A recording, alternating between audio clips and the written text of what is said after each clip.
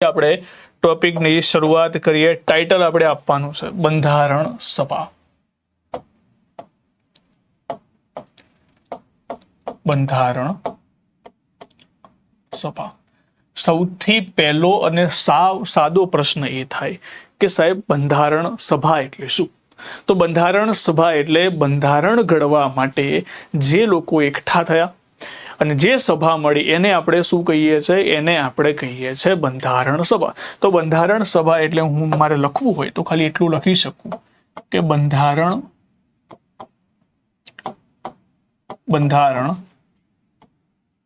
ઘડવા માટેની સભા। ઘડવા માટેની સભા જેને આપણે શું કહીએ? જેને આપણે કહીશું બંધારણ સભા। અને આ જ બંધારણ સભાને આપણે બે અલગ અલગ કાર્યકાળમાં વહેંચી શકીએ। એક સમય એવો જે 1947 પહેલાનો સમય એટલે કે 1947 પૂર્વ, અને બીજો સમય એવો આવશે જે 1947 પછીનો હશે। એટલે કે બે દેશ બની જશે, એક બનશે ભારત, બીજું બનશે પાકિસ્તાન, એ પછીનો સમય હશે। અને એક સમય એવો હશે જ્યારે બંને દેશો ભેગા હશે। તો આને બે ભાગમાં વહેંચવામાં આવશે।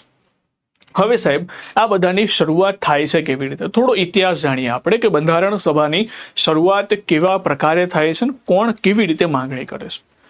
તો જ્યારે આપણે બંધારણ સભા બનાવવાની વાત કરી હતી ત્યારે ઘણા બધા લોકોએ અલગ અલગ પોતાની રીતે માંગણી કરી હતી કે અમને બંધારણ સભા બનાવવામાં આવે જેના કારણે અમે ભારત દેશનું બંધારણ બનાવી શકીએ।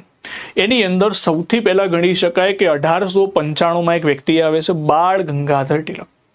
બાળ ગંગાધર ટિલકે પોતાના સ્વરાજ વિધેયકમાં માંગણી કરી છે ની તો કે બંધારણ સભાની।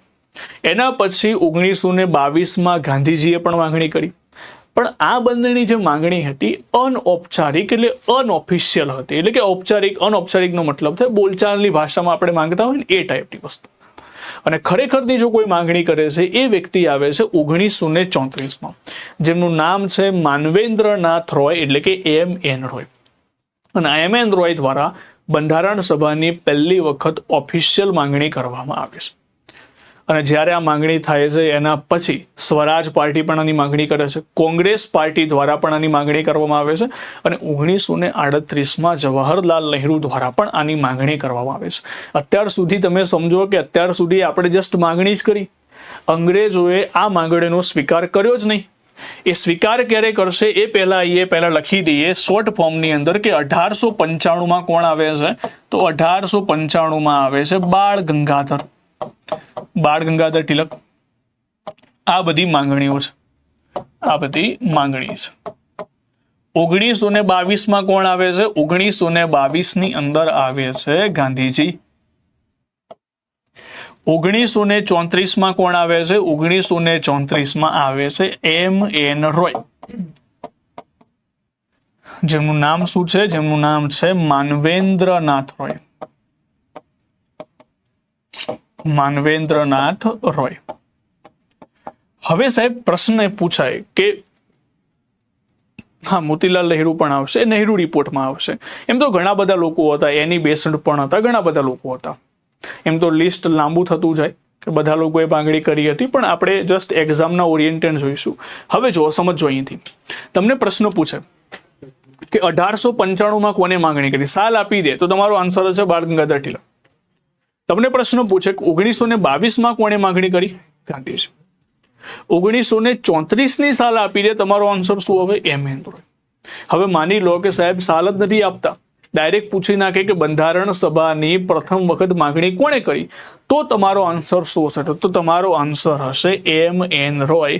આ તમારો સાચો આન્સર હશે, કારણ કે પહેલી વખત ઓફિશિયલ કોઈએ માંગણી કરી હોય એ આ વ્યક્તિ હતા। બરાબર, એટલે ધ્યાનથી સમજો આ પ્રશ્નને કે પહેલો આન્સર કયો હશે? જો સાલ આપી દે તો આ આન્સર। એકવાર પ્રશ્ન પૂછાયો છે, પ્રશ્ન કેવી રીતે પૂછાયો હતો કે 1922માં કોને માંગણી કરી? તો ગાંધીજીનો રાઈટ આન્સર આવ્યો હતો।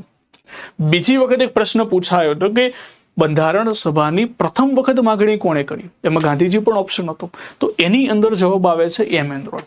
તો આ બંને વસ્તુમાં તમે ફેર સમજશો, ખ્યાલ આવ્યો આ વસ્તુની અંદર?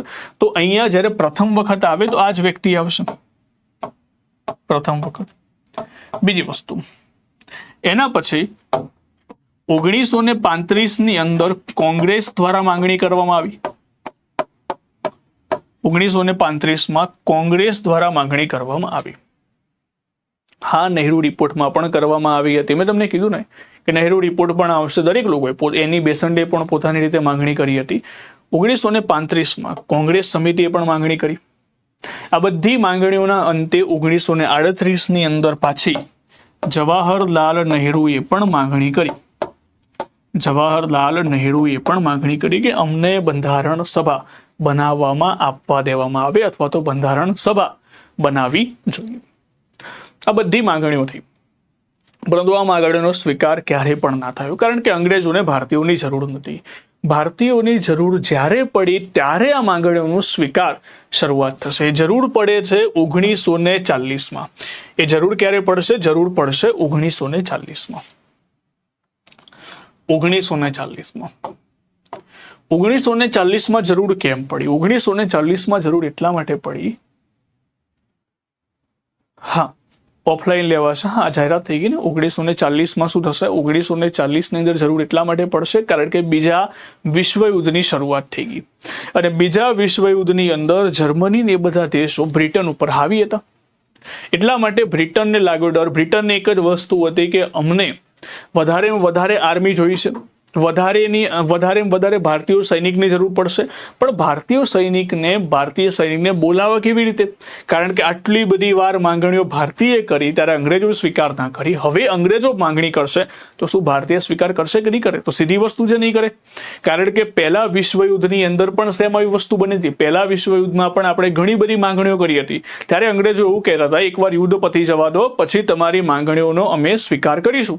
પણ એ વખતે આપણી માંગણીઓનો સ્વીકાર ના કર્યો. એટલે બીજી વખત આપણે એ ભૂલ કરવા માંગતા નહોતા. એટલે 1940 અંગ્રેજોએ ભારતીયોને મનાવવા માટે એક પ્રસ્તાવ લાવ્યા જેનું નામ છે ઓગસ્ટ પ્રસ્તાવ. આ ઓગસ્ટ પ્રસ્તાવ કોણ લઈને આવ્યું હતું? ઓગસ્ટ પ્રસ્તાવ લઈને આવ્યા હતા લિનલિથગો. કોણ લઈને આવ્યું હતું? લિનલિથગો. આ લિનલિથગો ઓગસ્ટ પ્રસ્તાવ લઈને આવ્યા. એમને શું કહ્યું? એમના દ્વારા કહેવામાં આવ્યું કે જો તમારી માંગણીઓનો અમે સ્વીકાર કરીએ છીએ, બંધારણ સભા જોઈએ છે ને, બંધારણ સભા અમે બની આપીશું, પણ ક્યારે? યુદ્ધ પછી. એકવાર યુદ્ધ પતી જવા દો. તો આમની માંગણીઓ એટલે કે ઓગસ્ટ પ્રસ્તાવમાં શું હતું? બંધારણ સભા.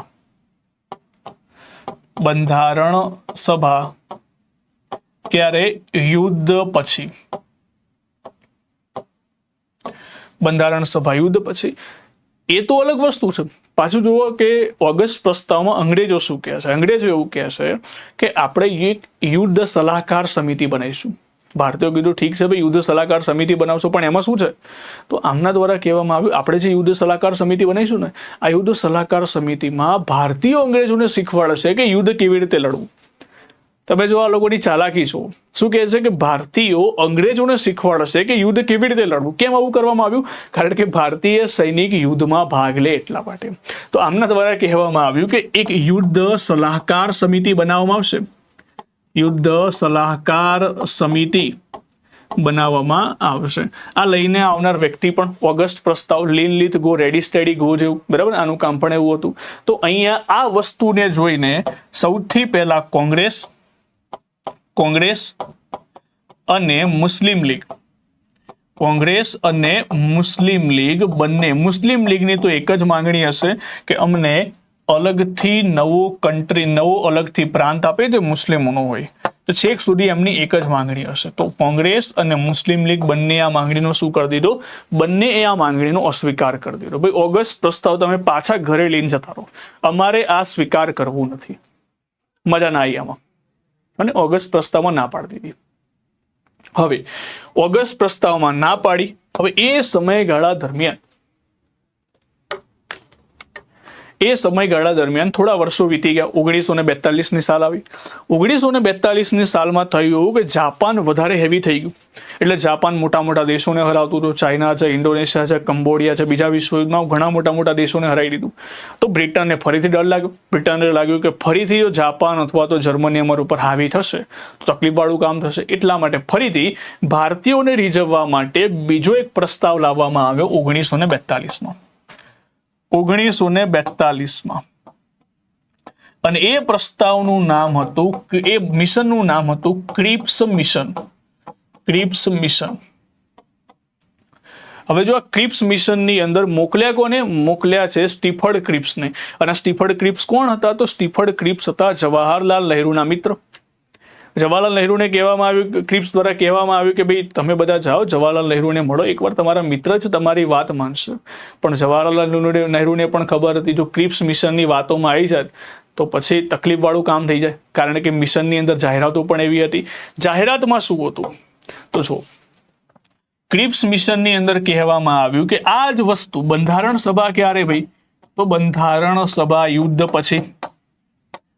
બંધારણ સભા યુદ્ધ પછી જ્યારે આ પહેલું સ્ટેટમેન્ટ વાંચ્યું ત્યારથી જ કોંગ્રેસનું મૂડ મરી ગયું કે ભાઈ પહેલા તો વાત થઈ આપણે બંધારણ સભા હમણાં જ બનાવવાની છે, તમે પાછા યુદ્ધ પછી લઈને ચલો એક વસ્તુ આપણે અવગણીએ, બીજી વસ્તુ શું લઈને આવ્યા?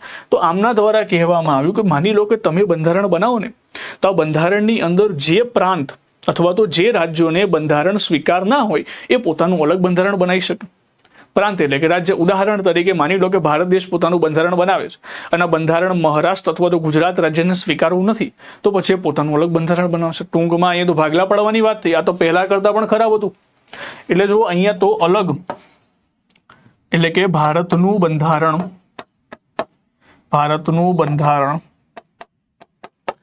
પ્રાંત એટલે કે રાજ્ય સ્વીકાર કે અસ્વીકાર કરી શકતા હતા. મુસ્લિમ લીગ ફરી આવશે કે અમારા માટે તમારા માટે કંઈ નથી, ના પાડતી હતી. એટલે ટૂંકમાં અહીંયા કહી દેવામાં આવ્યું કે મુસ્લિમ લીગ માટે અલગ પ્રાંતની રચના નહીં થાય, અલગ પ્રાંત નહીં બને. વાર્તા પૂરી થઈ ગઈ. તો અહીંયા બંને લોકોએ ફરીથી, કોંગ્રેસે શું કર્યું ભાઈ? કોંગ્રેસે ફરીથી કહી દીધું કે આ વસ્તુ તો પહેલા જેવી છે, તમે તો ફરીને 2 વર્ષ પછી પાછી એની યોજના લઈને આવ્યા છો. અને એના પછી મુસ્લિમ લીગે શું કીધું? મુસ્લિમ લીગે પણ એને કેન્સલ કરી દીધી. અને એ જ સમયમાં ગાંધીજી એક સ્ટેટમેન્ટ આપ્યું. ગાંધીજીએ કહ્યું ભાઈ આ તો વીતી ગયેલો ચેક છે, પોસ્ટ ડેટેડ ચેક કહેવામાં આવ્યું. કેમ? આ ભાઈ પહેલા 1940માં લાવેલી યોજના 2 વર્ષ પછી તમે એ જ ફરી રિપીટ કરો છો, આવું થોડી ચાલશે.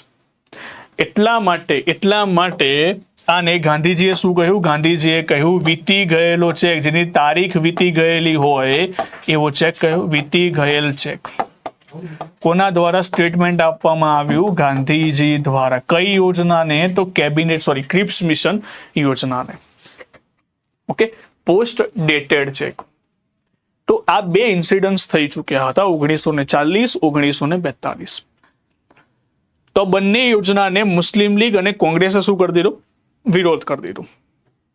એના પછી સાહેબ શું બનાવ બન્યો? એના પછી 1945માં ફરી એક યોજના આવે છે. વચ્ચે રાજગોપાલચારી પણ યોજના આવે છે, પણ એટલી બધી કામની નથી એટલે આપણે એના ઉપર વધારે નથી જતા. પણ 1945માં ફરી એક યોજના આવે છે. 1945માં કઈ યોજના આવે છે? જેનું નામ છે વેવેલ યોજના. કઈ યોજના? વેવેલ યોજના. આ કોના દ્વારા લાવવામાં આવે છે? નામ ઉપરથી નામ છે, લોર્ડ વેવેલ દ્વારા યોજના લાવવામાં આવે છે. હવે ભાઈ વેવેલ શું કહે છે? વેવેલ એવું કહે છે કે એક કામ કરીએ, બંધારણ સભા તો યુદ્ધ પછી જ બનશે. ઠીક છે, ચલો એક માંગણીનો અસ્વીકાર કર્યો. બીજું શું લઈને આવ્યા? તો આમના દ્વારા ફરી એવું કહેવામાં આવ્યું કે જેટલા પણ દળના તમામ સ્તર ઉપર, જો પહેલા શું કીધું? તમામ સ્તર ઉપર આપણે ભારતીયોને સ્થાન આપીશું. ભારતીયો ખુશ થઈ ગયા કે ભાઈ તમામ સ્તર ઉપર ભારતીયોને સ્થાન આપવાના તો સારી વસ્તુ છે. પછી એવું કીધું કે પણ ઊંચા જે હોદ્દા છે ને એ બધા અંગ્રેજો પાસે રહેશે. તો પછી આ વાત જ ના બની. તમામ સ્તર ઉપર ભારતીયોને સ્થાન અને ઊંચા હોદ્દા પાછા અંગ્રેજો પાસે. તો આ વસ્તુનો પણ શું કરી દીધું? અસ્વીકાર. ફરીથી મુસ્લિમ લીગ આવશે. મુસ્લિમ લીગ અમારા માટે તમારા માટે કંઈ નથી, આપણે અખંડ ભારત બનાવવાનું છે, કોઈ ભાગલા નહીં પડે. આ યોજનાનો પણ શું કરી દીધું? કેન્સલ. આ યોજનાનો પણ શું થઈ ગયો? વિરોધ થઈ ગયો. ફરીથી એકવાર વેવેલ યોજના પણ શું કહેવામાં આવી? યુદ્ધ. બંધારણ સભા ક્યારે? તો કે બંધારણ સભા યુદ્ધ પછી. બંધારણ સભા યુદ્ધ પછી. બીજું શું કીધું? ઉચ્ચ હોદ્દાઓ, મોટા હોદ્દા, ઉચ્ચ હોદ્દા કોની પાસે રહેશે? ઉચ્ચ હોદ્દાઓ અંગ્રેજો પાસે. અને જે નીચા હોદ્દા છે, નીચા હોદ્દા એના ઉપર કોને સ્થાન મળશે? ભારતીયને. અને આને શું વાત કરી? અખંડ ભારતની વાત કરી. શેની વાત કરી? અખંડ ભારત. તો આને લઈને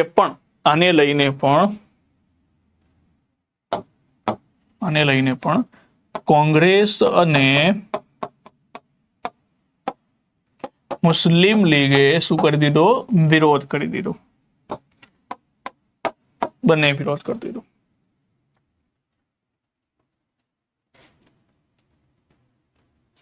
ચલો બે લોર્ડ એવું નથી. હા, આ જો લોર્ડ એટલે ભગવાન નથી ભાઈ. આ લોર્ડ તમે બધા અલગ સમજો છો. બ્રિટનની અંદર લોર્ડ કોને કહેવાય? સમજો. બ્રિટનની અંદર લોર્ડ એને કહેવાય જે સાંસદ આવડ શું કહીએ? ધારાસભ્ય શ્રી કહીએ ને, ધારાસભ્ય શ્રી, સાંસદ સભ્ય શ્રી. ત્યાં બ્રિટનમાં થોડી સાંસદ સભ્ય કહેવાય. ત્યાં બ્રિટનની અંદર જેટલા પણ પાર્લામેન્ટમાં હોય ને એ બધાને લોર્ડ તરીકે ઓળખાતું હતું. ભગવાન નથી, એ ભગવાન નથી. આપણે લોર્ડ જનરલી સાંસદ સભ્ય તરીકે બોલાવતા હતા, એટલા માટે કહેવામાં આવતું હતું. બરાબર? એટલે આ બધા સાંસદની અંદર હતા, ત્યાં પાર્લામેન્ટમાં હતા, એટલા માટે લોર્ડ કહેવામાં આવે, ના કે ભગવાન. ચલો આપણે તો અહીંયા જો અહીંયા કન્ડિશન શું બની? અહીંયા 3 અલગ અલગ યોજના આવી હતી. આપણે બધાને ના પાડી દીધી. કે ભાઈ આ બધી યોજના અમે સ્વીકારવી નથી. અને એ જ સમય દરમિયાન 1945માં બ્રિટનમાં એક ડ્રાફ્ટિંગ ચેન્જ આવી ગયું. 1945માં બ્રિટનમાં ઇલેક્શનનું આયોજન થયું, ચૂંટણીનું આયોજન થયું, કારણ કે સેકન્ડ વર્લ્ડ વોર પત્યું, બીજો વિશ્વયુદ્ધ પત્યું, અને 2 ઇલેક્શન થયા. 2 પાર્ટીએ ઇલેક્શન લડ્યા. એક હતી કન્ઝર્વેટિવ પાર્ટી,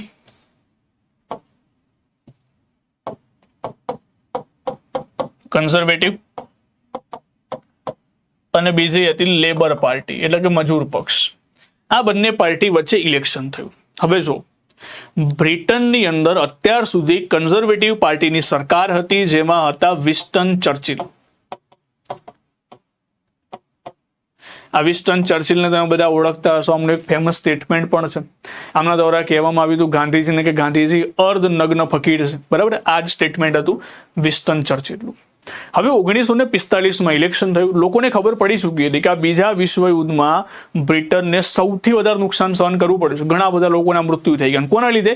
આ સરકારે બીજા વિશ્વયુદ્ધમાં બ્રિટનને નાખ્યું એટલા માટે. જ્યારે નવું ઇલેક્શન થયું ત્યારે દરેક લોકોએ લેબર પાર્ટીને સપોર્ટ કર્યો. લેબર પાર્ટીનું એક સ્ટેટમેન્ટ હતું. લેબર પાર્ટી એવું કીધું હતું કે જો અમારી પાર્ટી સત્તામાં આવશે તો અમે બ્રિટનમાંથી આ ભારતને આઝાદ કરાવી દઈશું. અને બધા લોકોએ ફૂલ સપોર્ટ કર્યો. અને એટલા જ માટે લેબર પાર્ટીની અંદરથી ક્લેમન્ટ એટલી એ બ્રિટનના શું બની ગયા? પ્રધાનમંત્રી, એટલે કે વડાપ્રધાન.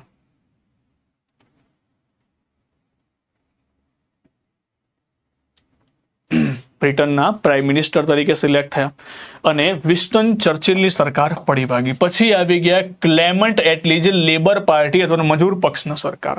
ક્લેમન્ટ એટલીએ તત્કાલિક જાહેરાત કરી દીધી કે ઠીક છે, ભારતને આઝાદ થવું છે, આપણે એમને આઝાદી અપાઈ દઈશું, કઈ વાંધો નથી. એક ટાઈમ સેટ કરી દીધો કે 1948 સુધીની અંદર આપણે ભારત દેશ છોડીને આવી જવાનું છે. પણ ભારતના લોકોને એટલી બધી ખુશી હતી કે 1948 કેમ, આપણે તો 1947માં જ ખાલી કરાવી દઈશું. તો 1948નો ટાઈમ લાઈન આપે તો ક્લેમન્ટ એટલીએ, પણ 1947ની અંદર જ ભારત દેશ આઝાદ થઈ ગયો. પરંતુ ક્લેમન્ટ એટલી એટલે કેબિનેટ મિશન. હવે ક્લેમન્ટ એટલીએ ભારતીયોની માંગણી પૂરી કરવા માટે એક મિશન ભારતમાં મોકલે છે અને એ મિશનનું નામ હોય છે કેબિનેટ મિશન. કયું મિશન? Cabinet mission. કેબિનેટ મિશનની અંદર કેબિનેટ મિશન એટલા માટે કારણ કે અહીંયા જે 3 લોકો આવશે બધા કેબિનેટ મંત્રી હતા. એટલા જ માટે આ મિશનનું નામ પણ શું રાખવામાં આવ્યું? કેબિનેટ મિશન રાખવામાં આવ્યું. 1946. હવે આ મિશનની અંદર કોણ કોણ હતું? Pethick Lawrence. બીજા વ્યક્તિ હતા સ્ટીફર્ડ ક્રિપ્સ, જે પહેલા આવી ચૂક્યા હતા, પોસ્ટ ડેટેડ ચેક વાળા. બરાબર? સ્ટીફર્ડ ક્રિપ્સ. અને ત્રીજા વ્યક્તિ હતા એવી આલેક્ઝાન્ડર. ત્રીજા વ્યક્તિ કોણ હતા? ત્રીજા વ્યક્તિ હતા એવી આલેક્ઝાન્ડર.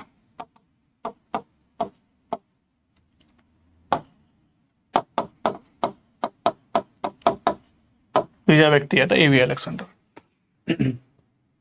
આ 3 લોકો આવે. હા, માઉન્ટ બેટન યોજના. ઓકે, આ 3 લોકો આવે. કેબિનેટ મિશન યોજનાનો પ્લાન લઈ લે. ભાઈ કેબિનેટ મિશન યોજનામાં સૌથી પહેલા કીધું તમારે બંધારણ સભા બનાવી છે. ભારતીય કહેશે હા બિલકુલ બનાવી છે. તો એના માટે આપણે ઇલેક્શન કરાવવું પડશે. તો ઇલેક્શન કરાવીશું કેવી રીતે, બંધારણ સભા બનશે કેવી રીતે, તો પૂરેપૂરો પ્લાન અમને સમજાયો કે બંધારણ સભા કેવી રીતે બનશે. તો અમને દ્વારા કહેવામાં આવ્યું કે બંધારણ સભાની અંદર જેટલા પણ મેમ્બર આવશે ને આ બધાનું ઇલેક્શન થશે. અને ઇલેક્શન કેવી રીતે થશે, કેટલા મેમ્બર્સ હશે, હવે એ સમજીએ છીએ. હા, બંને હતા. બરાબર. તો આમના દ્વારા પ્લાન રજૂ કરવામાં આવ્યો. પ્લાનની અંદર એમને કહેવામાં આવ્યું જો ટોટલ કેટલા મેમ્બર્સ રહેશે, ટોટલ મેમ્બર રહેશે 389 મેમ્બર. કેટલા મેમ્બર રહેશે? 389. હવે સાહેબ આ 389 નો આંકડો પકડો કેવી રીતે? જો તો એ વખતે ભારત દેશની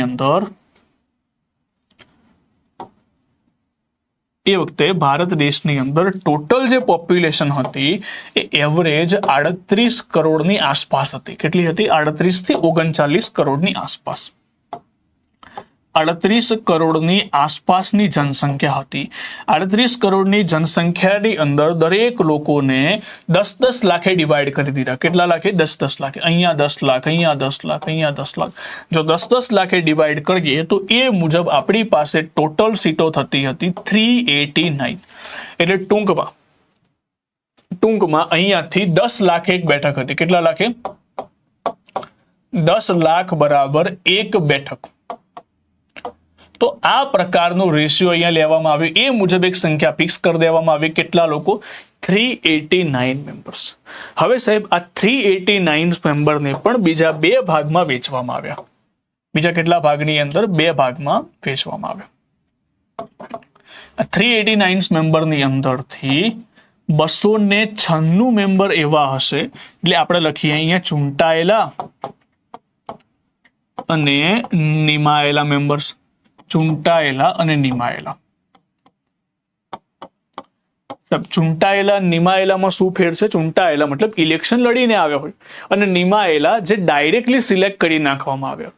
ડાયરેક્ટલી ઇલેક્શન વગર જીતી ગયા હતા એવા પણ હતા. એની અંદર આપણે દેશી રજવાડાને રાખવામાં આવે, કારણ કે રાજાઓની અંદર સિમ્પલ વસ્તુ હતી, હાર જીત સોમાન ઉપર આવી જાય એવો મુદ્દો હતો. એટલા માટે આપણે રાજાઓની અંદર નક્કી કરી દીધું એક કામ કરીએ, રાજા પોતાની રીતે અંદર ડિસાઈડ કરી નાખે અને એની અંદરથી કોઈ એક વ્યક્તિ અહીંયા બંધારણ સભાની અંદર પોતાની સભ્ય સીટ ધારણ કરશે. તો અહીંયાથી ચૂંટાયેલા મેમ્બર્સ કેટલા રાખવાના હતા? ચૂંટાયેલા મેમ્બર્સ રાખવાના હતા 296 મેમ્બર. કેટલા મેમ્બર? 296. અને બાકીના જે 93 મેમ્બર હતા એ 93 મેમ્બર કોણ હશે? 93 મેમ્બર હશે દેશી રજવાડા. શું હશે? દેશી રજવાડા.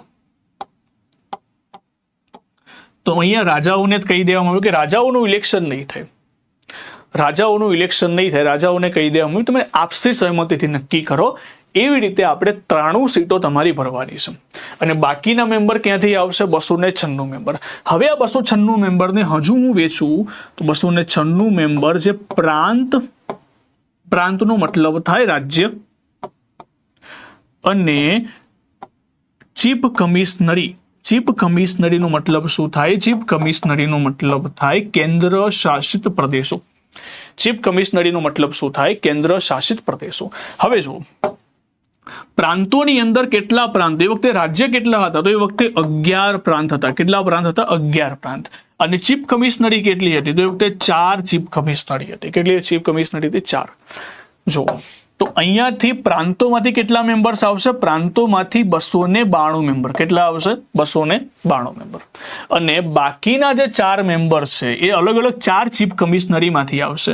પહેલી ચીફ કમિશનરી હતી દિલ્હી, બીજી હતી અજમેર,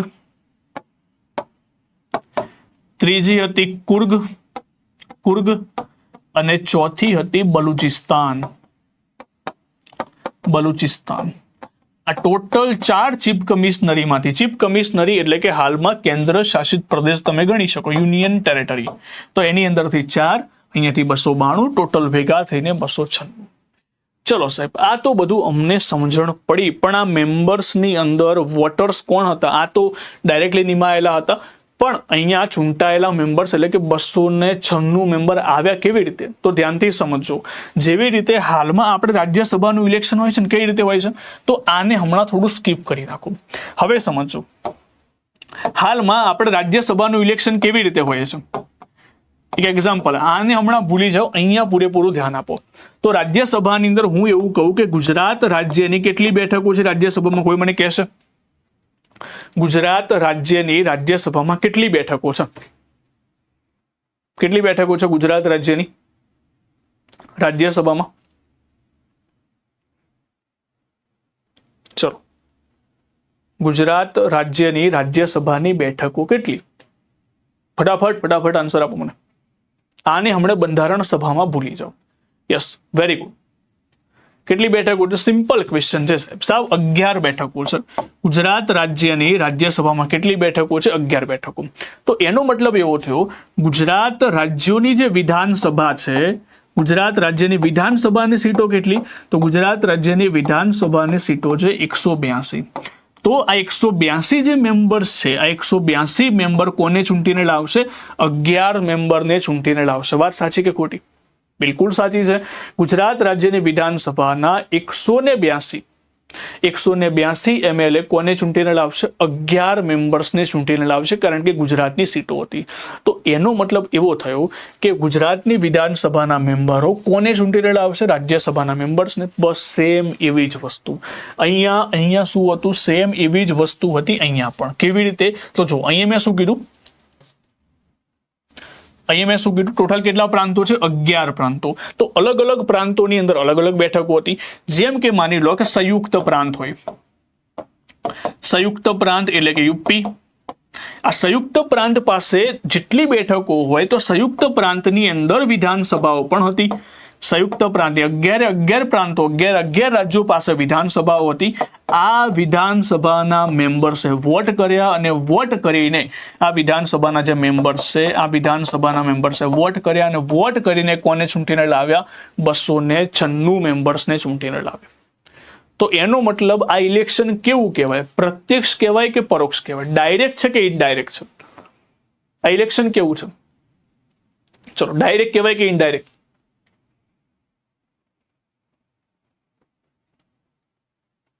નોરો ભાઈ એકવાર રિફ્રેશ આપી દો. આ ઇલેક્શન કેવું છે? ડાયરેક્ટ છે કે ઇનડાયરેક્ટ? રિફ્રેશ.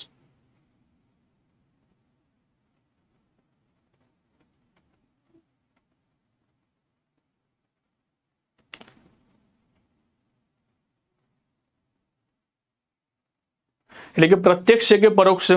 બિલકુલ પરોક્ષ છે. કેમ પરોક્ષ છે? કારણ કે અહીંયા લોકો મત નથી આપતા. ધ્યાનથી સમજો. લોકો મત આપે તો એને ઇલેક્શનને કહેવામાં આવે છે પ્રત્યક્ષ ઇલેક્શન. અહીંયા લોકો નથી આપતા સાહેબ. આ એ લોકો છે ને, પણ લોકો છે, પણ આ વિધાનસભાના મેમ્બર ક્યાંથી આવે? તો વિધાનસભાના મેમ્બર્સને લોકો દ્વારા ચૂંટવામાં આવ્યા. અને કયા લોકો હતા? તો એ વખતની અંદર છે ને, એ વખતમાં એવરેજ 10% લોકોને મત આપવાનો અધિકાર હતો. 10% લોકોને. 10% લોકો કયા હતા? જે પૈસાદાર વર્ગ હોય, જે શિક્ષણ ખાતે આગળ જોડાયેલા હોય, બરાબર, એવા જે વર્ગો હતા, એવા લોકોને મત આપવાનો અધિકાર હતો. તો એવા 10% લોકોએ કોને ચૂંટીને લાવે? વિધાનસભાના મેમ્બર્સને. અને આ વિધાનસભાના મેમ્બર્સે કોને વોટ કર્યો? બંધારણ સભાના મેમ્બર્સને. તો અહીંયાથી પ્રશ્ન શું પૂછાય સાહેબ? અહીંયાથી પ્રશ્ન પૂછાય કે ઇલેક્શન કયા પ્રકારનું હતું? તો ઇલેક્શનની અંદર આ માહિતી ખાસ યાદ રાખજો કે ચૂંટણી અપ્રત્યક્ષ એટલે કે પરોક્ષ પ્રકારની હતી. ચૂંટણી કયા પ્રકારની હતી? ચૂંટણી અપ્રત્યક્ષ અથવા પરોક્ષ પ્રકારની. બીજી વસ્તુ, બંધારણ સભાની અંદર આંશિક રીતે ચૂંટાયેલા અને આંશિક રીતે નિમાયેલા મેમ્બર્સ હતા. વિધાન સાચું થાય કે ખોટું? તો એ પણ વિધાન સાચું થાય. કેમ? અમુક સભ્યો ચૂંટાયેલા હતા અને અમુક સભ્યો શું હતા? નિમાયેલા હતા. તો એ રીતે પણ તમારે અહીંયા ધ્યાન રાખવાનું કે અમુક સભ્યો એટલે કે ઇલેક્શનમાં ચૂંટાયેલા અને નિમાયેલા બંને સભ્યો હતા.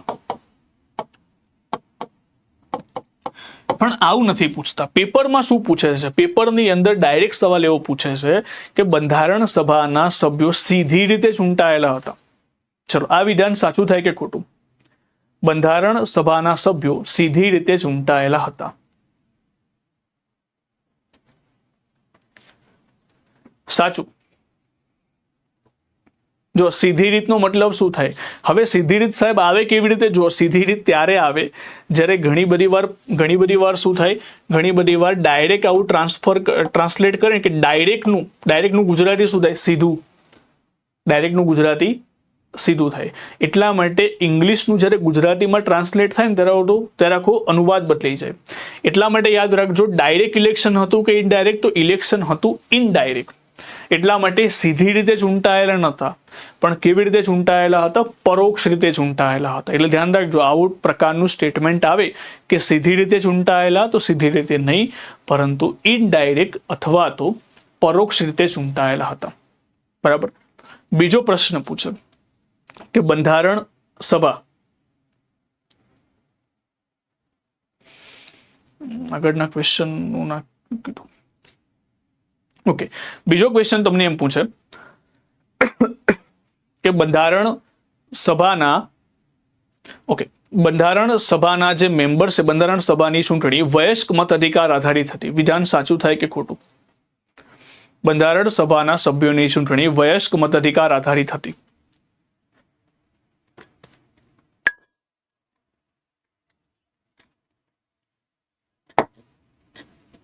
બંધારણ સભાના સભ્યોની ચૂંટણી વયસ્ક મત અધિકાર આધારિત હતી.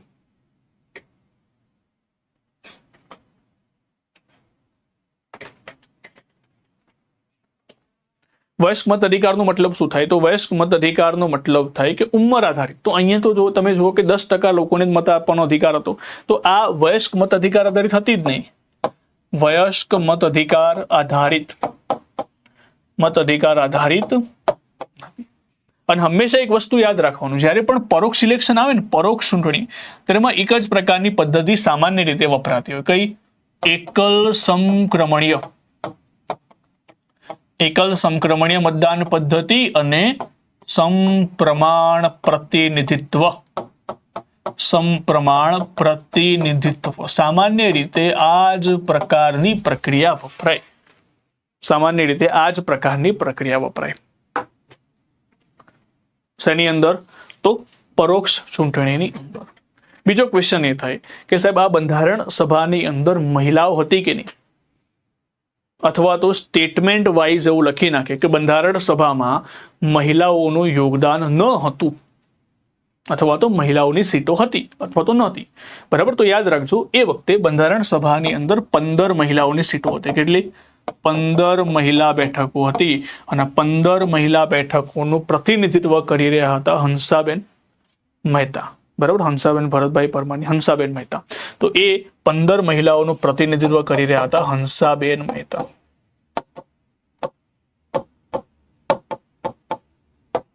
તો મહિલાઓની સીટો પણ હતી. 15 આવશે, 12 નહીં, 15.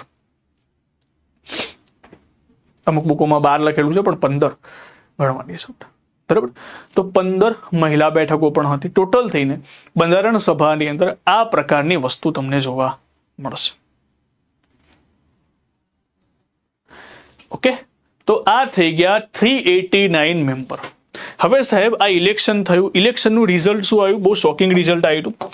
ઇલેક્શનની અંદર કોંગ્રેસને જે સીટો મળી હતી એ એવરેજ 207-8ની આસપાસ, 208 જેવી સીટો મળી હતી. મુસ્લિમ લીગને જે સીટો મળી હતી એ 73ની આસપાસ સીટો મળી હતી. મુસ્લિમ લીગ ખૂબ નારાજ હતો કે કોંગ્રેસ પાસે આટલી બધી સીટો, મુસ્લિમ લીગ પાસે 73. એટલા માટે બંધારણ સભાની જ્યારે પહેલી બેઠક મળી 9 ડિસેમ્બર, ત્યારે મુસ્લિમ લીગ પણ હાજર નહોતું, સાથે સાથે ઘણા બધા દેશી રજવાડાઓ પણ હાજર નહોતા. તો બંધારણ સભાની જ્યારે પહેલી બેઠકની અંદર પણ એવરેજ 207 થી 8 મેમ્બર્સ હતા. 208 મેમ્બર્સ, 207 થી અહીંયા પણ 207 મેમ્બર્સ જ હાજર હતા, બીજા બધા મેમ્બર્સ જ હાજર નહોતા.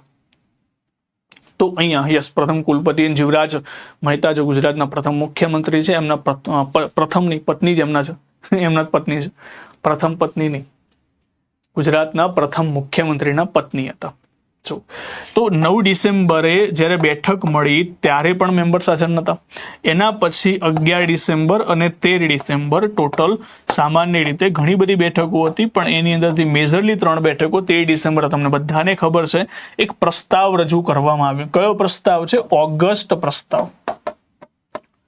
ઓગસ્ટ પ્રસ્તાવ ઉદ્દેશ્ય પ્રસ્તાવ. ઓગસ્ટ પ્રસ્તાવ ઉદ્દેશ્ય પ્રસ્તાવ રજૂ કરવામાં આવ્યો. 13 ડિસેમ્બરના રોજ એક પ્રસ્તાવ રજૂ કરવામાં આવ્યો અને એ પ્રસ્તાવ હતો ઉદ્દેશ્ય પ્રસ્તાવ. અને આ ઉદ્દેશ્ય પ્રસ્તાવનો સ્વીકાર ક્યારે કરવામાં આવ્યો? સ્વીકાર કરવામાં આવશે 22 જાન્યુઆરી 1947. 22 જાન્યુઆરી 1947ના રોજ આનો સ્વીકાર કરવામાં આવશે. આ બધું આપણે પહેલા પણ ચલાવી દીધું છે, પહેલા પણ સમજાવી દીધું છે. હવે બીજી વસ્તુ, આ કન્ડિશન ક્યારે હતી? 389 મેમ્બર્સની. હવે પ્રોબ્લેમ શું થયો? હવે પ્રોબ્લેમ્સની અંદર બંધારણ સભાની અંદર પહેલેથી જ મુસ્લિમ લીગની પોતાની અલગ અલગ માંગણીઓ હતી કે અમને અલગ મુસ્લિમ પ્રાંત આપવામાં આવે. આ બધી માંગણીઓ છેક સુધી રહી, જેના કારણે ઘણા બધા પ્રોબ્લેમ્સમાં આવ્યા. અને એ કારણસર ભારત દેશની અંદર એક વ્યક્તિને મોકલવામાં આવ્યું જેનું નામ છે માઉન્ટ બેટન. માઉન્ટ બેટને સૌથી પહેલા યોજના આપી જેનું અલગ નામ હતું, જેનું નામ આગળથી પાડવામાં આવ્યું બાલ્કનીકરણ યોજના.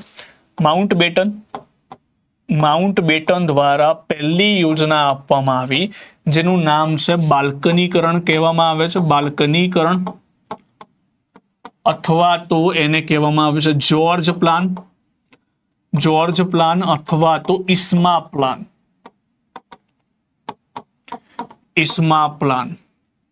ધ્યાનથી સમજજો. હવે આ પ્લાનની અંદર શું હતું? 3 જૂન પહેલા એક યોજના આવી હતી અને એનું નામ છે બાલ્કનીકરણ, જ્યોર્જ પ્લાન અને ઇસ્મા પ્લાન. હવે એ વખતે જ્યોર્જ ઇસ્મા જે હતા, આ જ્યોર્જ ઇસ્મા અને માઉન્ટ બેટન આ બંને યોજના લાવ્યા હતા. આ યોજનામાં શું કહેવામાં આવ્યું? આ યોજનામાં કહેવામાં આવ્યું કે એક કામ કરીએ, ભારત દેશ સામાન્ય રીતે 2 ભાગોમાં વહેંચાયેલો છે. એક દેશી રજવાડા અને બીજો છે રાજ્યો, એટલે કે અલગ અલગ પ્રાંત. તો આ પ્લાનની અંદર માઉન્ટ બેટનનું કહેવું એવું હતું કે દેશી રજવાડા છે એમને ચોઈસ આપી દેવામાં આવે, એમને ભારત જોડે જોડાવો તો ભારત જોડે, એમને પાકિસ્તાન જોડે જોડાવો પાકિસ્તાન જોડે, અને યસ ડિકીબર્ડ પ્લાન પણ કહેવામાં આવશે. યસ ચલો ડિકીબર્ડ પ્લાન પણ કહેવામાં આવે છે. તો આ દેશી રજવાડા જે હતા, આ દેશી રજવાડાની અંદર ચોઈસ આપી દેવામાં આવી કે ભાઈ તમારે પાકિસ્તાન સાથે જોડાવવું હોય તો પાકિસ્તાન સાથે, ભારત સાથે જોડાવવું હોય તો ભારત સાથે, અને સ્વતંત્ર રહેવું હોય તો સ્વતંત્ર પણ તમે રહી શકો છો. ચલો આ તો કોમન હતું, આ તો સમજ્યા. દેશી રજવાડાને ચોઈસ આપી દેવામાં આવી. પરંતુ પ્લેલિસ્ટ છે તમે જુઓ, લગભગ 18 લેક્ચર છે મારા. તમે યુટ્યુબમાં જશો, પ્લેલિસ્ટમાં થોડું સ્ક્રોલ કરશો તો તમને મળી જશે. થોડું નીચે થોડું આમ કરવું પડશે. ઓકે, તો પાકિસ્તાન, ભારત અને સ્વતંત્ર દેશી રજવાડાને ચોઈસ આપવામાં આવી. પણ આ પ્લાનમાં જ્યોર્જ ઇસ્મા અને માઉન્ટ બેટનનું શું કહેવું હતું?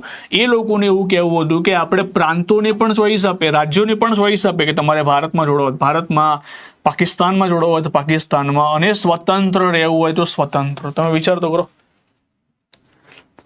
સ્વતંત્ર રહેવું હોય તો સ્વતંત્ર. જો આવું થાત તો પછી આપણે કેટલી વિદેશ યાત્રા કરત? તમે વિચાર કરો. આપણા હાલમાં 28 રાજ્યો છે. આપણે આખું ગુજરાત પરિભ્રમણ કરીએ તો આપણે 28 દેશોની યાત્રા કરી ચૂક્યા હોય. 28 કન્ટ્રીઝ. અહીંથી હું ગાંધીનગરથી અમદાવાદ જાઉં એટલે તો એક દેશ ફરી ચૂક્યો હોય. જો ખરેખર પ્રાંતોને આ રીતે વેચવામાં આવે તો. અને તમે કદાચ કોઈ પરીક્ષા આપવા જેમાં 2 દેશ ફરીને જાઓ, પોલીસ કોન્સ્ટેબલનું ગ્રાઉન્ડ પાસ કરવા જાઓ તો 3 દેશ ફરીને જાઓ. તો અહીંયા પ્રાંતો એટલે કે રાજ્યોને ચોઈસ આપવામાં આવી કે તમે તમારું અલગ બંધારણ બનાવી શકો, એટલે કે તમે ચોઈસ કરી શકો, તમારે અલગ દેશ જાહેર કરવો હોય તો કરી શકો. પણ એટલા માટે આવું જો ના થાય, હવે સમજો આવું ક્યારે થાય? આવું ત્યારે થાય જ્યારે બાલ્કન સ્ટેટ હોય. તમે જુઓ કે બીજા બધા યુરોપના દેશોની અંદર આવું છે, નાની નાની કન્ટ્રી છે, સ્પેન છે, પોર્ટુગલ છે, આવી બધી નાની નાની કન્ટ્રી છે.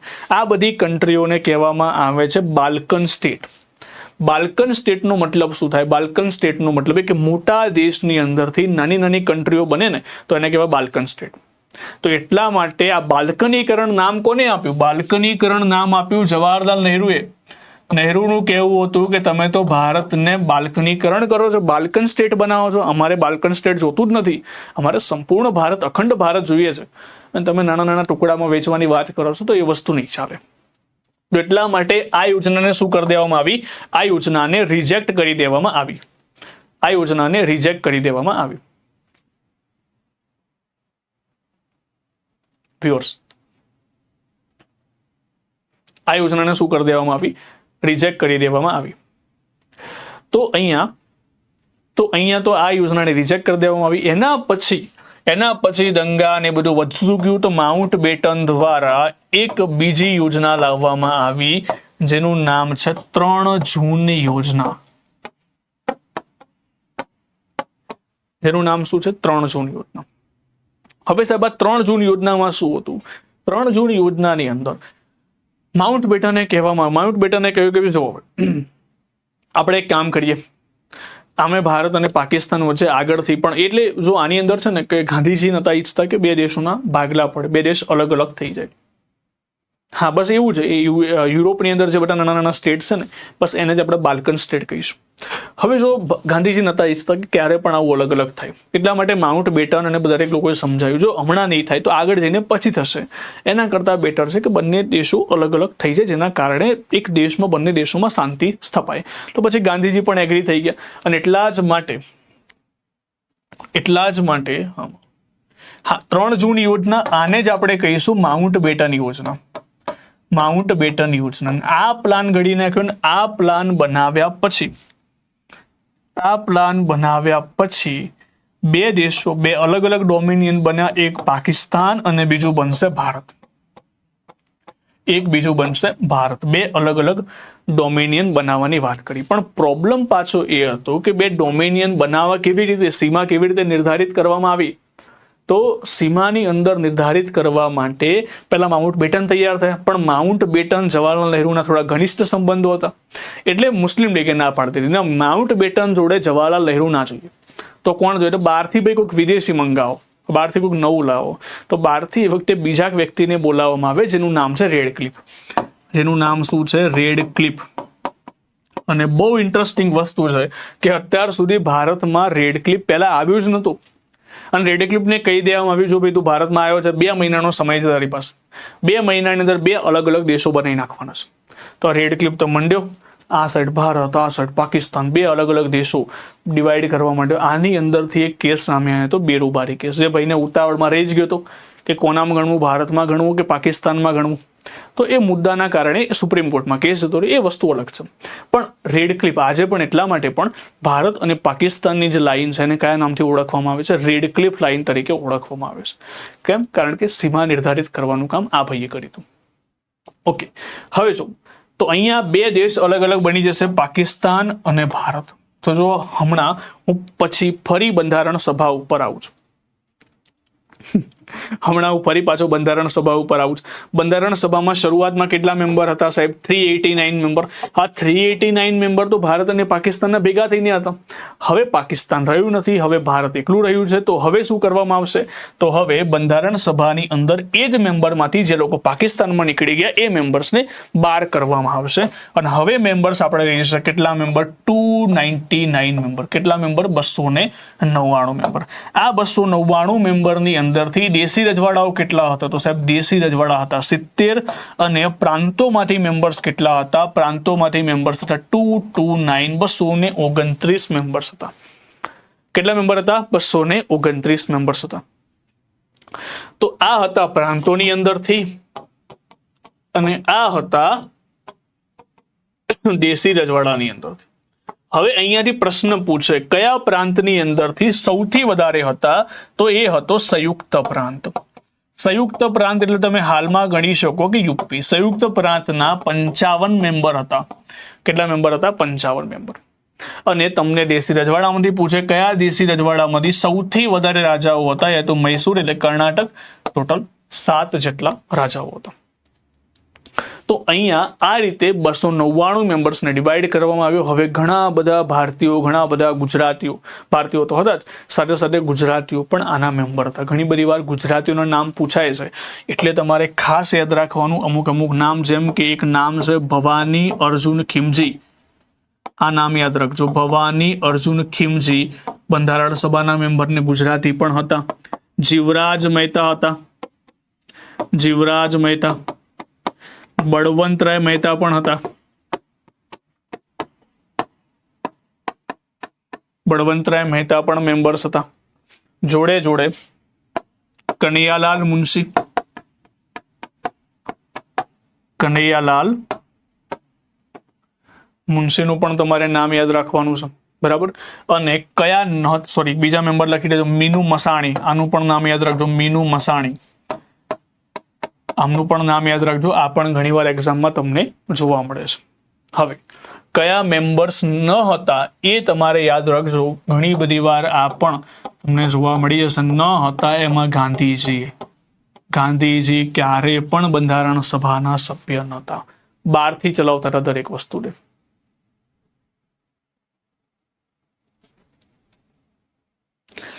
ચલો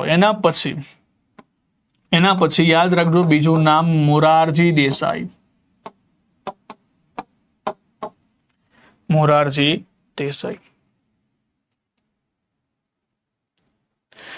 દેસાઈ પણ મેમ્બર નતા. એના પછી મોહમ્મદ અલી જીણા. મોહમ્મદ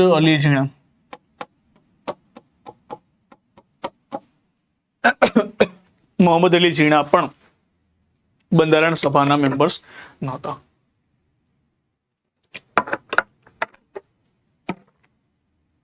બીજું BN રાવ. બંધારણ સભાના સલાહકાર જરૂરથી હતા પણ મેમ્બર્સ નહોતા. બરાબર. બંધારણ સભાના સલાહકાર જરૂરથી હતા પણ મેમ્બર્સ નહોતા. BN રાવ. આ 4 નામ તમે ખાસ યાદ રાખી લેજો. ક્યાં બંધારણ સભાના મેમ્બર્સ નહોતા? હાય મોરારજી દેસાઈ, નિશાને પાક તરીકે ઓળખાતા મોરારજી દેસાઈ, સૌથી મોટી ઉંમરે વડાપ્રધાન બનનાર. એમની એક વસ્તુ અદ્ભુત હતી. એવું કહેવાય છે કે મોરારજી દેસાઈને કોઈ ઓળખી નતા શકતા. જ્યારે મોરારજી દેસાઈ મુંબઈના CM હતા ત્યારે પોતે લાકડી લઈને ચાલતા હતા અને જ્યારે વડાપ્રધાન બન્યા તો દોડતા થઈ ગયા. એટલે વડાપ્રધાન બનવાની ખુશી હતી કે શું હતું ખબર નથી, પણ એ રહસ્ય એવું કહેવામાં આવે છે કે મોરારજી દેસાઈને ઓળખવું ને બહુ અઘરું કામ હતું. એમની પોતાની પુસ્તકની અંદર લખેલું છે આ વસ્તુ. તો અહીંયા આ જે મેમ્બર્સ હતા તો આ તમે ખાસ યાદ રાખજો. BN રાવ, હા એટલે BN રાવ લખો. બેનીગલ નરસિંહા રાવ. બેનીગલ નરસિંહા રાવ. બેનીગલ નરસિંહા રાવ. તો આપણે બંધારણ સભાની અંદર 299 મેમ્બર્સ ભેગા થઈને બંધારણની અંદર કાર્ય કર્યું. અને કાર્ય કર્યા પછી કેટલા સમય સુધી અમને કાર્ય કર્યું? તો 2 વર્ષ 11 મહિના અને 18 દિવસ સુધી કાર્ય કર્યા પછી સંપૂર્ણ બંધારણ ક્યારે તૈયાર થયું? તો તૈયાર થશે 26 નવેમ્બર 1949. 26 નવેમ્બર 1949 બંધારણ બનીને તૈયાર થશે. એ મુજબ કેટલા દેશોની અંદરથી આપણે બંધારણ જોયું હતું? તો એ સમયગાળા દરમિયાન ટોટલ 60 દેશોનું અલગ અલગ બંધારણ જોયું હતું. ખર્ચ કેટલા થયા હતા? તો એવરેજ 64 લાખ રૂપિયાનો અંદાજિત ખર્ચ થયો હતો. સાથે સાથે કેટલી બેઠકોનું આયોજન થયું હતું? તો 166 બેઠકો. 166 બેઠકો. કેટલા સત્ર મળ્યા હતા? ટોટલ થઈને 11 સેશન અથવા તો 11 સત્રોનું આયોજન કરેલું હતું. આ બધી વસ્તુ થયા પછી 2 વર્ષ ને 18 મહિના 2 વર્ષ 11 મહિના 18 મહિના કે 2 વર્ષ 11 મહિના 18 દિવસ જેટલો સમય લાગ્યો અને એ સમય પછી બંધારણ બનીને તૈયાર થયું. બીજી એક વસ્તુ ખાસ યાદ રાખજો કે આજે બંધારણ બનીને તૈયાર થયું, અમલમાં આવ્યું ત્યારે ઘણી બધી વાર કન્ફ્યુઝન થાય છે કે આની અંદરથી અમલમાં ક્યારે આવશે, મંજૂર ક્યારે થશે, અર્પિત ક્યારે થશે. તો બહુ સિમ્પલ ફોર્મ્યુલા તમને આપી દઉં.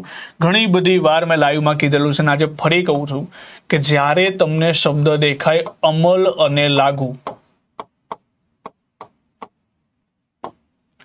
ત્યારે તમારે બંધારણ ક્યારે અમલમાં આવ્યું અથવા તો ક્યારે લાગુ થયું તો તમારો એક જ આન્સર હશે 26 જાન્યુઆરી 1950. શું આન્સર આવશે? 26 જાન્યુઆરી 1950. એની સિવાયનો કોઈ પણ શબ્દ આવે, એના સિવાયનો કોઈ પણ શબ્દ એટલે સાહેબ કેવા શબ્દો આવે? જેમ કે તમને પ્રશ્ન પૂછે બંધારણ ક્યારે સ્વીકારવામાં આવ્યું, ક્યારે અર્પિત કરવામાં આવ્યું, ક્યારે અર્પણ કરવામાં આવ્યું, ક્યારે મંજૂર કરવામાં આવ્યું, ક્યારે તૈયાર કરવામાં આવ્યું, કોઈ પણ શબ્દ દેખાય તો તમારો આન્સર શું આવશે? તમારો આન્સર આવશે 26 નવેમ્બર 1949. હું કહું છું કે આ બધું યાદ રાખ્યા કરતા આ બે શબ્દો યાદ રાખજો. આ બે શબ્દો યાદ રાખવાનો.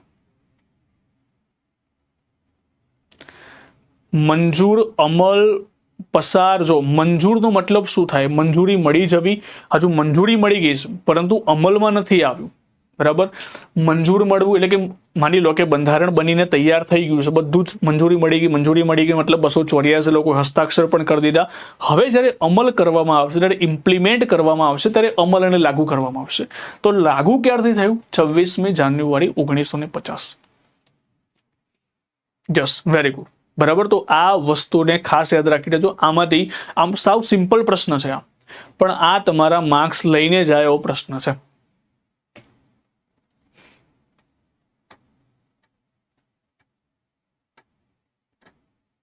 બરાબર.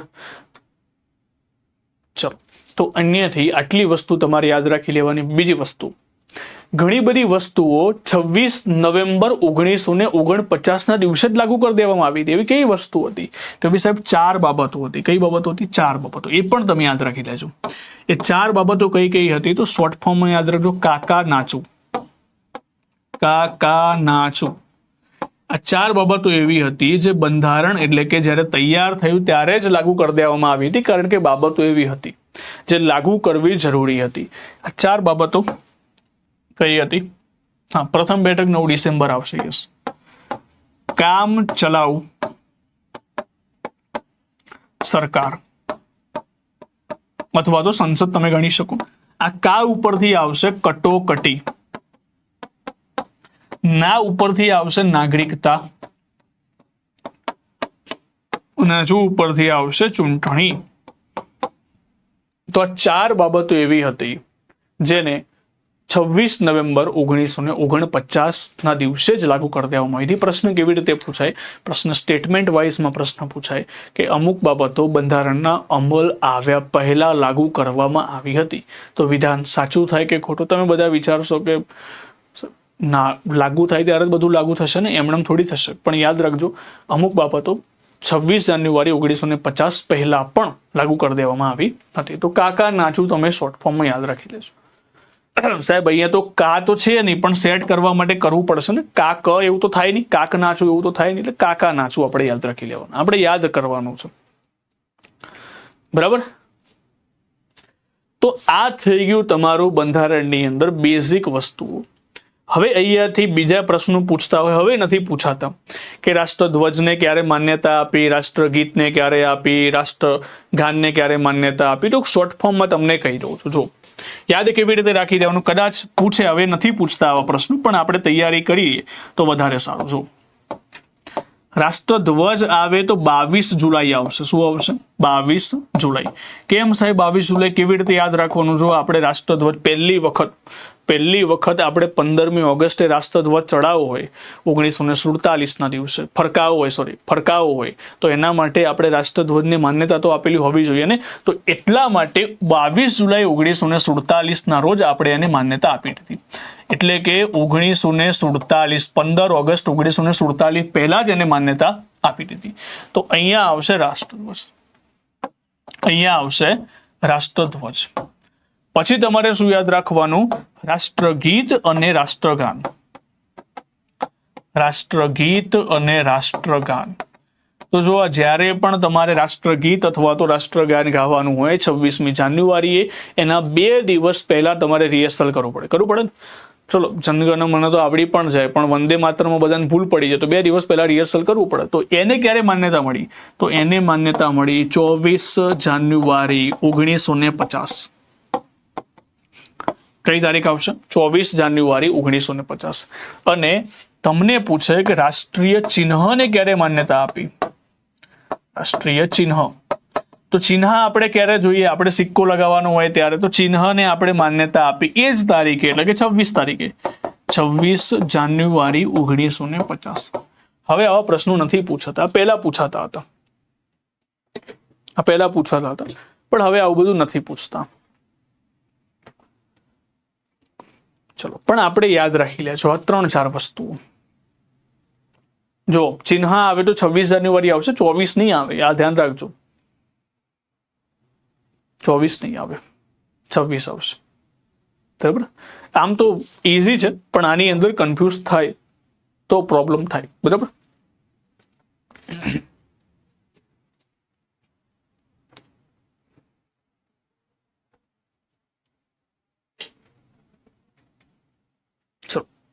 તો અહીંયાથી આપણે આ બંધારણ સભાની થોડી ઘણી વાત કરી દીધી. હવે આ બંધારણ જ્યારે બન્યું ત્યારે કઈ કઈ ભાષાની અંદર લખાયેલું હતું, તો બંધારણ 2 ભાષાની અંદર લખવામાં આવ્યું હતું. એક ભાષા હતી અંગ્રેજી અને બીજી ભાષા હતી હિન્દી. અંગ્રેજી ભાષામાં લખનાર વ્યક્તિ કોણ હતા, તો બહુ પ્રેમથી લખ્યું હતું, તો પ્રેમ બિહારી નારાયણ, પ્રેમ બિહારી નારાયણ. બરાબર? પ્રેમ બિહારી નારાયણ રાયજાદા હતું, પણ આપણે નાનું રાખીએ છીએ. હિન્દીમાં કોણે રજૂ કર્યું હતું, તો હિન્દીમાં લખ્યું હતું વસંત કૃષ્ણ વૈદ. વસંત કૃષ્ણ વેદ દ્વારા લખવામાં આવેલું હતું. હવે આની ડિઝાઇન એટલે કે અંગ્રેજી અને હિન્દીમાં 2 વસ્તુ આવે છે.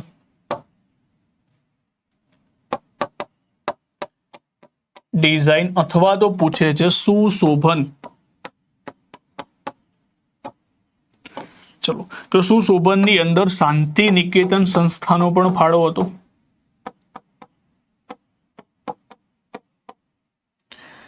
શાંતિ નિકેતન સંસ્થા, જો બરાબર, કલકત્તા ખાતે આ સંસ્થા આવેલી છે, શાંતિ નિકેતન સંસ્થાનો ફાળો હતો. બરાબર? અને વ્યક્તિ તરીકે તમને પૂછાય તો બેઓહર રામ મનોહર સિન્હા, બેઓહર રામ મનોહર સિન્હા, બેઓહર રામ મનોહર સિન્હા. તો આ બંને લેંગ્વેજની અંદર હિન્દી અને અંગ્રેજીને સુશોભન અથવા તો ડિઝાઇન કરવાનું જે કામ હતું શાંતિ નિકેતન સંસ્થા પ્લસ બેઓહર રામ મનોહર સિન્હાનું. ચલો, ક્લિયર છે?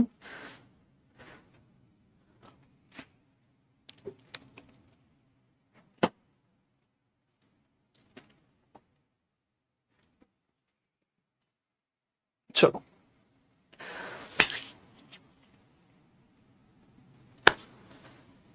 ક્લિયર?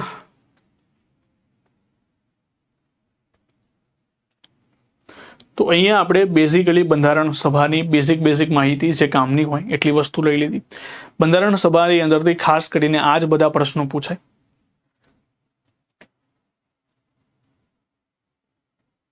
ઓકે,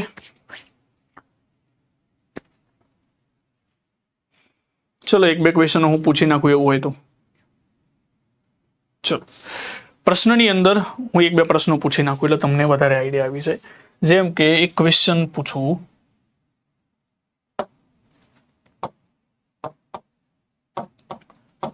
બંધારણ સભામાં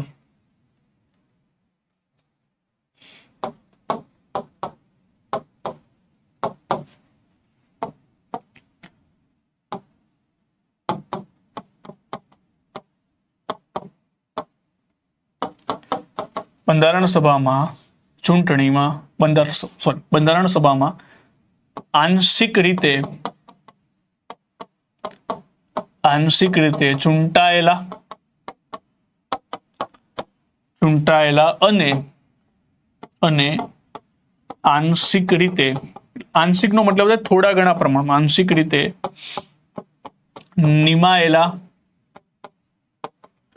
નિમાયેલા સભ્યો હતા. વિધાન સાચું થઈ કે ખોટું? ચલો, આંશિક રીતે ચૂંટાયેલા અને આંશિક રીતે નિમાયેલા સભ્યો હતા. વિધાન સાચું થાય કે ખોટું? જો આપણા સેશન જનરલી કલાકના હોય છે, કારણ કે તમે શાંતિથી શીખી શકો અને શાંતિથી સમજી શકો. આ મેક્સ ભાઈ પછી આયા લાગે છે મારા ખ્યાલથી. હા, તો મેં ભણાવી દીધું આગળ. તો આનો આન્સર શું આવે? આનો આન્સર થાય આંશિક રીતે ચૂંટાયેલા, આંશિક રીતે નિમાયેલા. બિલકુલ સાચું છે. ચૂંટાયેલામાં કોણ આવશે? જે ઇલેક્શન લડીને આવ્યા હોય. ટોટલ કેટલા મેમ્બર હતા? 296 મેમ્બર. અને નિમાયેલામાં શું આવશે? દેશી રજવાડા કેટલા હતા શરૂઆતમાં? 93. બરાબર છે. તો આ ટાઈપના પ્રશ્નોને સમજવા પડશે. ઓકે, તો